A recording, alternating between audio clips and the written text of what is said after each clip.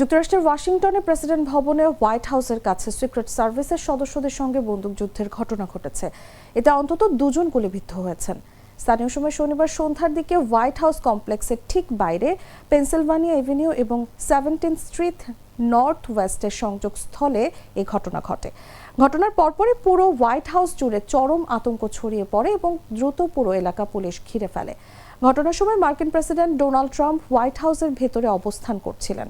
আইন প্রয়োগকারী সংস্থার এক শীর্ষ কর্মকর্তা জানিয়েছেন, 17th স্ট্রিট ও পেনসিলভানিয়া এভিনিউতে এক ব্যক্তি অস্ত্র উঁচিয়ে গুলি চালাচ্ছেন এমন খবর পায় সিক্রেট সার্ভিস। তথ্য পাওয়া মাত্রই সিক্রেট সার্ভিসের কর্মকর্তারা দ্রুত সেখানে ছুটে যান। এরপরেই সন্দেহভাজনদের সঙ্গে নিরাপত্তা বাহিনীর সদস্যদের বন্দুকযুদ্ধের ঘটনা ঘটে। ঘটনাস্থলে উপস্থিত মার্কিন সংবাদ মাধ্যম CNN এর সাংবাদিকরা জানিয়েছেন, তারা দফায় দফায় কয়েক ডজন গুলির শব্দ শুনতে পান। গোলাগুলি শুরু হওয়ার পরপরই সিক্রেট সার্ভিসের এজেন্টরা ভারী অস্ত্রশস্ত্রে সজ্জিত হয়ে পুরো নর্থ লন এলাকা ঘিরে ফেলেন।